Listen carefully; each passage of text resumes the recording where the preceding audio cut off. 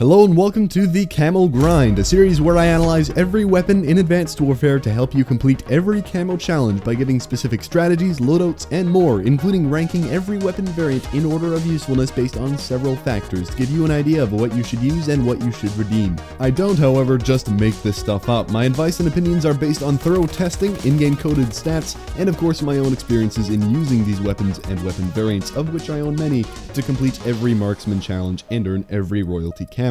Today's episode is on the remaining 4 pistols that we haven't covered yet, the RW1, Atlas 45, MP-443 Grach, and the PDW. I think after all the explanation in the previous episode, everyone understands how the new faster format of these videos will work, so let's get to it. Remember, if you want to know more about anything here, you can check out the gun data spreadsheet in the description, or comment and ask me about anything I say. Starting with the RW1 here, I think the Typhoon is the best variant. This may be a bit surprising to some because it doesn't say that it increases your damage on the picture, but guess what? It does, and I've compared all the variants pretty thoroughly and I'm confident when I say this is the best. Over stuff like the Rail Driver and the Xeno and the other plus damage variants, it's hard to explain how RW1 variants work in a fast forward mode, so I won't list out every single number multiplier. I suggest you check out the data spreadsheets in the description for a better visual, but you should know that the RW1 variants do not change the actual damage of the weapon, with one exception, but I'll get to that. The RW1's flat damage is 98, 70, 45 over the 3 ranges, and it behaves like a sniper rifle in that there are damage body multipliers that decide how much damage you do when you hit a certain area of the body, and those multipliers are what the variants change when they say they're increasing your damage, which effectively changes your damage, but not directly, if you know what I mean. Except one gun, for some reason, I did say there was an exception. The Professional RW1 Radiance variant actually does nerf your long-range damage. It's the only one that does that, and I couldn't tell you why. Now, the Typhoon is the best because it has the same damage buff as a ton of other plus damage variants. The Typhoon, the Tempest, the Prototype, and the Xeno are all the same. They changed the head and chest multipliers from 1.4 to 1.5 times, and that will help you get one-shot kills at medium range when your damage is 70. Obviously, when your damage is 98 up close, it doesn't matter if you have 1.1 or 1.4 or 1.5 there, but at medium range, that's a great damage buff to have, and the Typhoon also has an improvement in idle sway, which is great for this gun, and the only downside is a slightly slower aim down sight time. Next, I put the Rail Driver, pretty subjective, but I like it just partly because it's cool,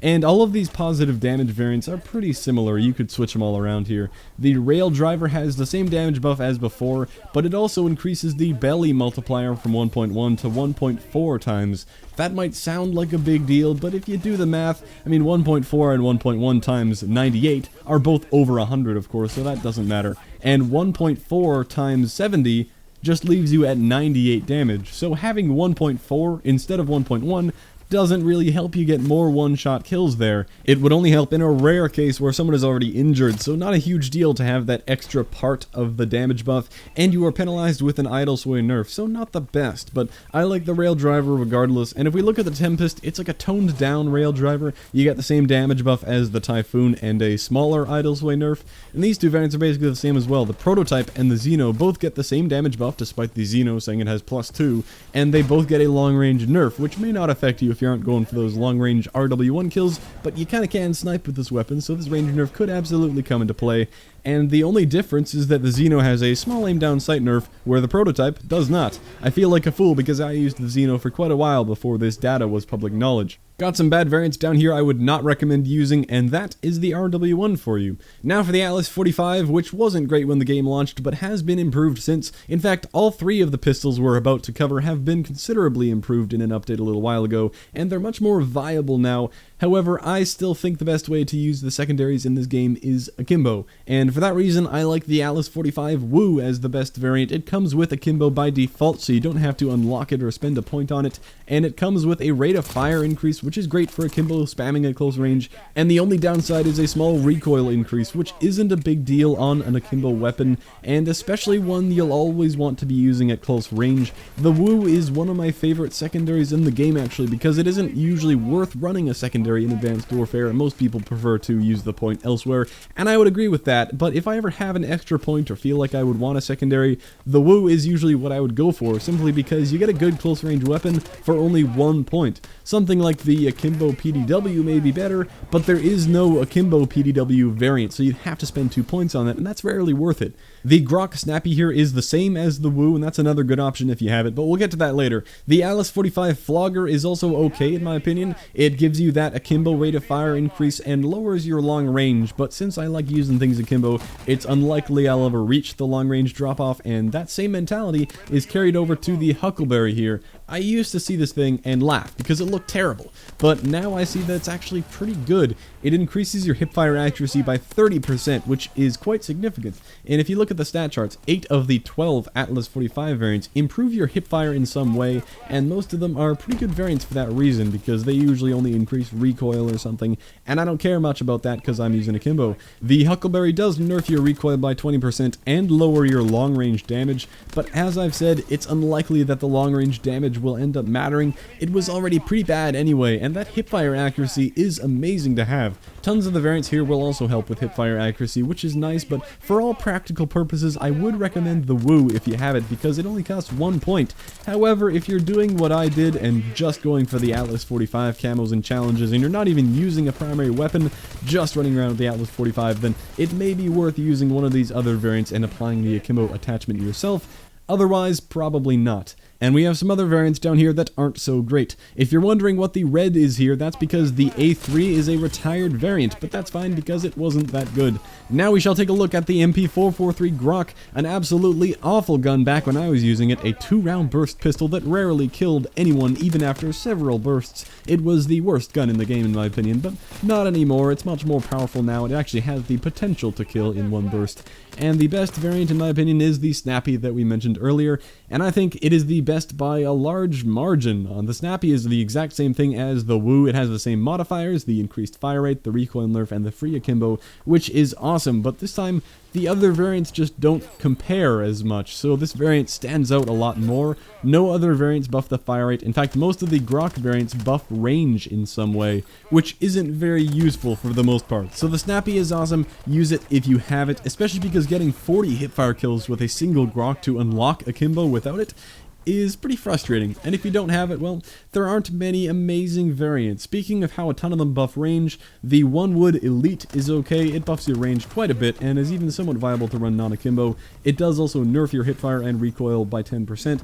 Really not a crazy amazing gun. The main good part about it is extending your 2-shot kill range, but that isn't by much. And the Latitude, I don't know, it's hard to find a good third place here. It buffs your long range and nerfs your recoil. No big deal either way there. And all these variants are that. No big deal. Not bad, not great. And down here, the Feeling Lucky is actually pretty similar to the One Wood, maybe even better if you look at the numbers. But one thing that ruins it for me is the ACOG sight. That is not what I want on my Grach pistol, and it means you cannot use akimbo. Similar thing with the H1 here. It buffs your hipfire and nerfs your recoil. It's the only Grach to buff your hipfire, and that would be good for akimbo, but it comes with a red dot sight, which again makes you unable to equip akimbo, so that's a pretty bad variant. Alright, let's move on to the final weapon of the video, being the PDW, another pistol that used to not be worth a class point, but is now very viable if you want a secondary weapon.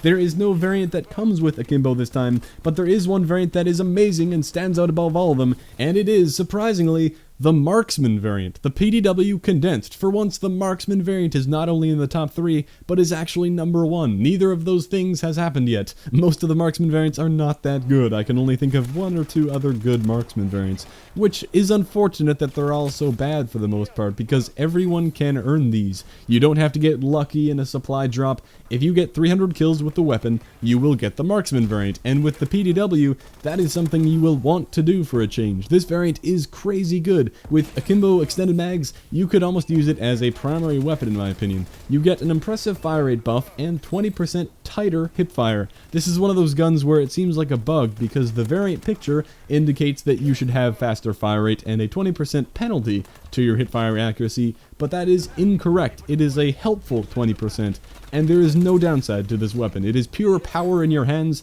and it is the clear winner in this category. So we've had some patterns with the pistol variants. The Atlas 45 had a ton of buffs to your hipfire accuracy, the Grach had a ton of range buffs, and with the PDW, nearly every single variant buffs your rate of fire. Only one variant, the Deadeye Professional, leaves your fire rate alone. Everything else increases it. The Chucker Elite has the highest rate of fire of them all. It is the only one to go up 3 stages all the way up to 1000 RPM, and it has some small range damage and recoil nerfs that I just don't think affect me too much when I'm up close and personal with my Kimbo strategy, so I think it's a pretty good variant too. And the CQB Retired variant is nothing crazy, but it's a good trade-off, a small rate of fire increase in exchange for a small recoil increase, which again, if you're going to Kimbo, recoil isn't too hard to control. There are a few other good fire rate increasing variants here, and then there's the Crusher, which I don't like too much. The fire rate increase is mid-tier, there's nothing crazy like the Chucker, and the Crusher has a large damage nerf and a hipfire accuracy nerf. Like I've been saying this whole time, akimbo, akimbo, akimbo. So the fact that the fire rate isn't anything special, and there's a damage and hipfire problem, I would opt for going for any of these up here. There are just better things to use, and definitely the God tier Marksman variant. Once you have that thing earned, you'll be enjoying the PDW quite a bit.